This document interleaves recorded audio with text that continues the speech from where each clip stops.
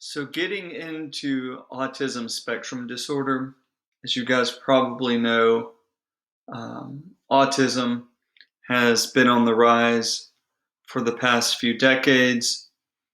No one is really entirely sure why. It is certainly true that we diagnose it more now and we're aware of it now, but that alone doesn't account for the rise in the number of cases that we see. No one knows at this point why autism occurs and why it is occurring so much more now than it has previously. Although certainly one factor is probably that so many more of our premature babies survive now than they did, for instance, when I was a child, because medical technology has come so far now that you can have premature babies that are literally smaller than this water bottle that then are able to survive. But oftentimes these kids have problems, developmental problems, problems like cerebral palsy, and problems like autism. So autism is diagnosed most usually during childhood, and it's diagnosed usually when it's first becomes noticeable, and one of the first points at which parents become aware of a problem with their child is when that child is not developing speech and language on the normal timeline. So oftentimes these very small children with autism get sent to the speech therapist directly from the pediatrician, not having a diagnosis of autism. And as the speech therapist, we don't diagnose autism. That's not our job.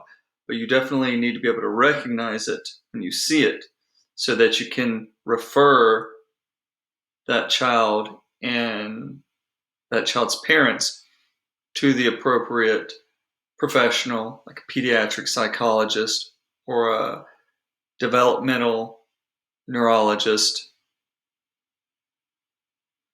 that can test the child for autism. So autism is diagnosed. It's recognized when a child has two sets of core behaviors. The first being a impaired or a lack of social interaction, a impaired or a lack of communication. These kids oftentimes have repetitive and seemingly inappropriate behaviors, interests, and activities that they do. To give you some examples, I know an autistic guy that he did not speak until he was 12 years old. And his whole life, when his parents took him, whenever he went to a new place, he made his parents take him to the bathroom. He would walk in, he'd look at the urinal, he'd flush the urinal. And then they were good from that point to go do whatever else. And they never really understood what he was doing, but that is something he had to do. He was fixated on always, first thing, seeing the urinal. Once he started talking, they came to understand, because they had traveled with this child a good bit in his time, that that child had an encyclopedic knowledge of all the urinals that he had ever seen everywhere that they had ever been. And he could answer questions. He was very much interested with urinals. Another one of this guy's interests was the U.S. interstate system. He could draw the United States interstate system from memory. Most kids aren't doing that, right? So that's something of an abnormal interest. I've had a child I saw in therapy.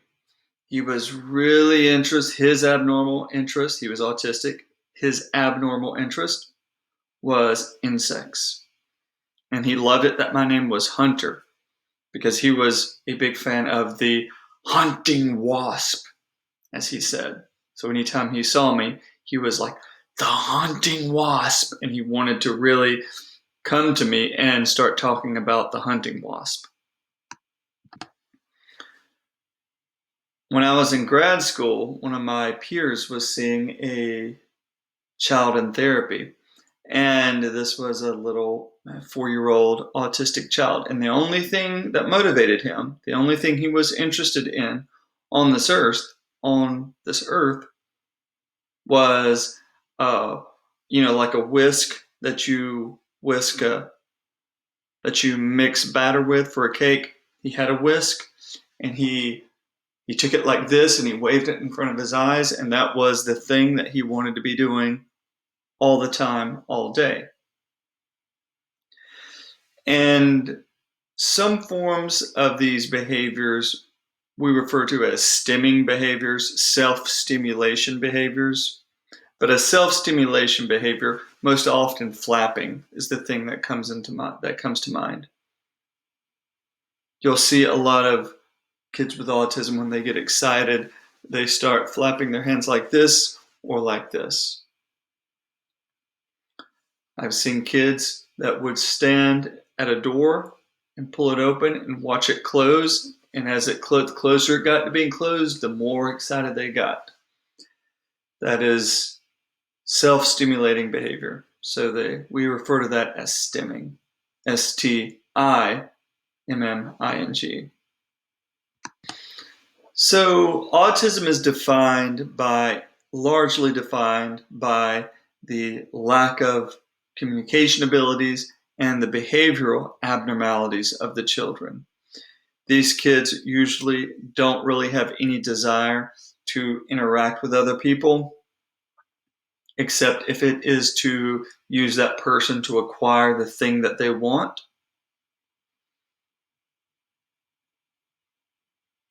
So they tend to prefer playing alone. In very severe cases, there is a tendency for the child to self-injure themselves. And a common form of this is the child banging their head onto things. Children and people with autism like for things to be very consistent over time. They prefer things to be very consistent and unchanging. I've been in situations where we had a child in his regular classroom, and he was doing fine up until something changed in the middle of the semester, and he started acting out and having very significant behavioral problems every day. And his teacher did not know what had happened. She couldn't figure out why he was acting the way he was. He was nonverbal, but something was causing this. And I went in, started asking her questions, and we dug and we looked around and we dug, and eventually we got to the point where we figured out that the teacher had changed her perfume. And it's that change of the perfume, it was that change that that child with autism found to be intolerable. And that's not an uncommon anecdote, by the way. These kids have difficulty making eye contact. They find it uncomfortable to make direct eye contact. They tend to play with toys in a different way than normally developing children. So the most classic example is you take a boy, a neurotypical boy, so a boy that has no neurological issues, put him in a room with some toy cars. he's going to be banging those cars together. He's going to be rolling them across the room and hitting things. He's going to be walking around like this. You put a child with autism in there, he's more likely to take all the cars and start lining them up. And usually there'll be a rationale to how they're lined up. So maybe they're ordered by color or size.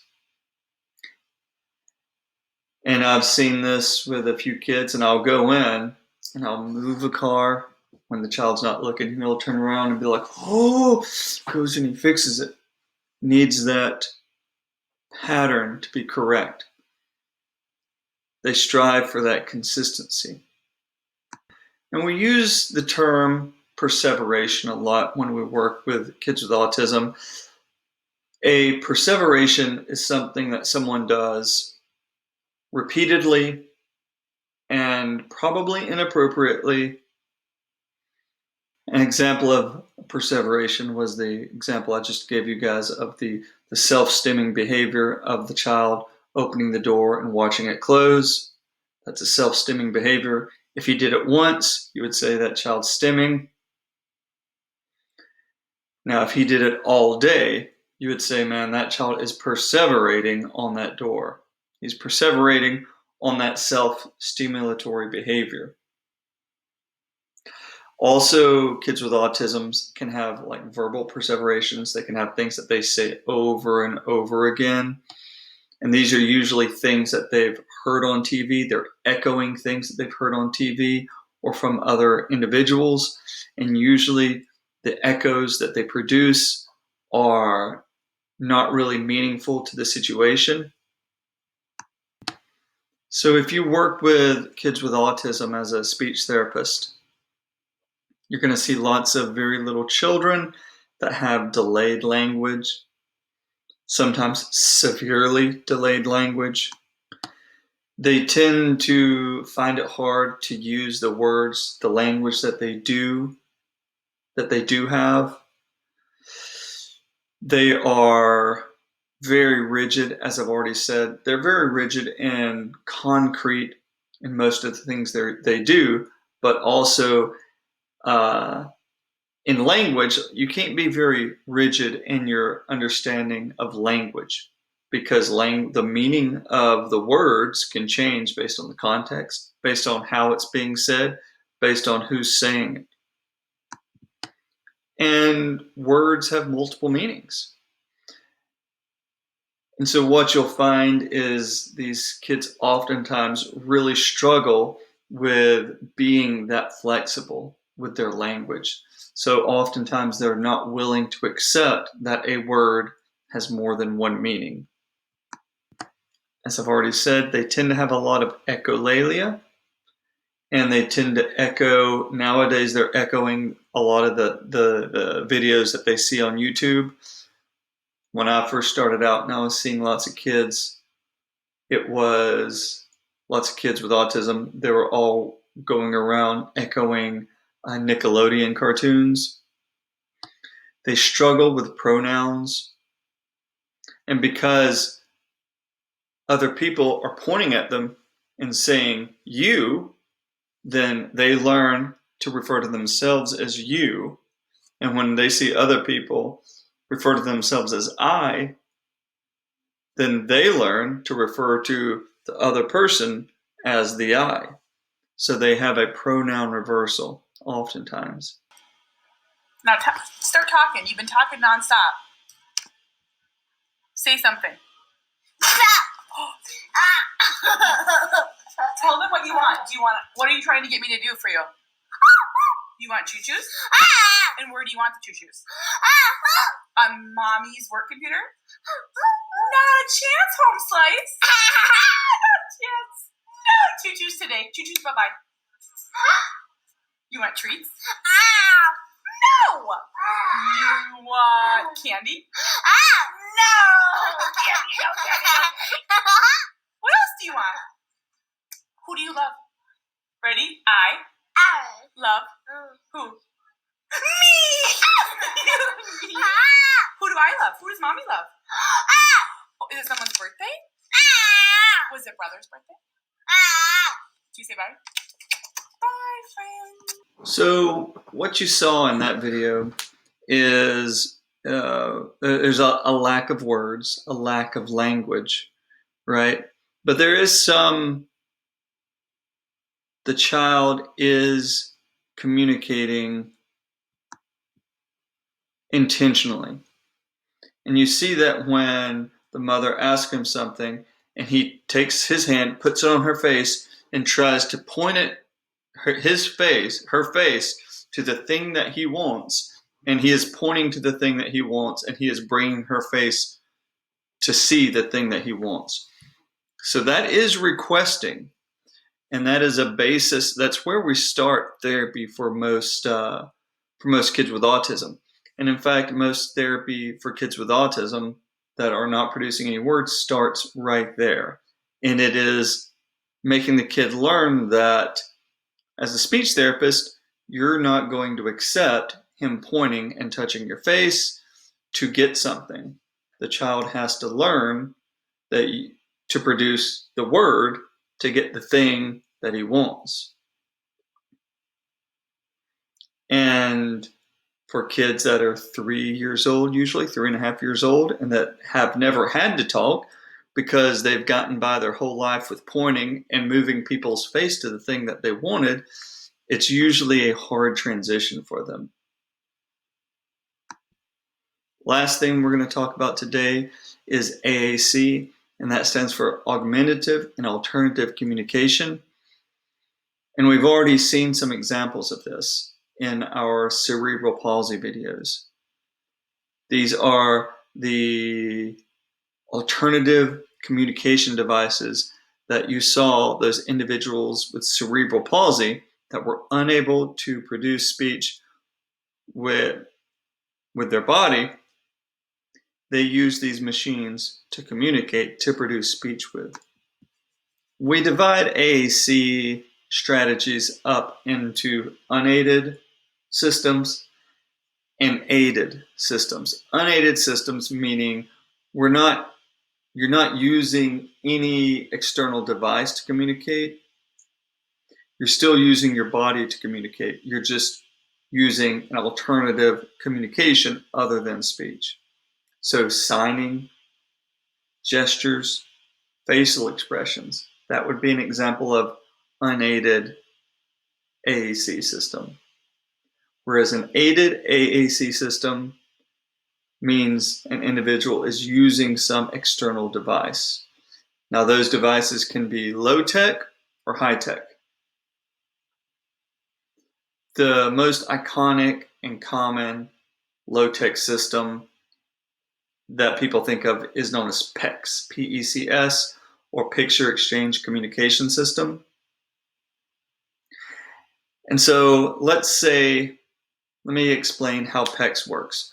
You take that child that you just saw in the video that's pointing at things to get what he wants. He comes into your therapy room. You be sure that you have things in there that he wants, and they're probably out of his reach. So he has to do something. He's pointing, but you're playing dumb. You're acting like, I don't know what this pointing means. You have to give me some other form of communication. So before you jump to verbal production, you can teach him a sign. As she was saying, sign for choo-choo. That would be unaided AAC. If he wasn't going for the sign, then you would give him a picture of the object that he wants. You put it in his hand, and then take his hand and bring it to you. You would take the picture from him and then give him the thing that he wants. So the power with PECS is that it's hand over hand. You can literally manipulate that symbol back and forth from his hand to yours and show him that when he hands you this thing, then he gets the thing that he wants. And then you pair a word with that. And then you make more pictures to get more things. and you pair words with all these pictures. And eventually, he's going to learn that it's a lot easier just to say the word. And that's how we get most of our nonverbal kids with autism to start talking. But if they don't ever reach the point where they're able to produce verbal communication, then they're going to go along a different path and end up with a high-tech AAC device. And this is going to be the devices like you saw the cerebral palsy individuals using.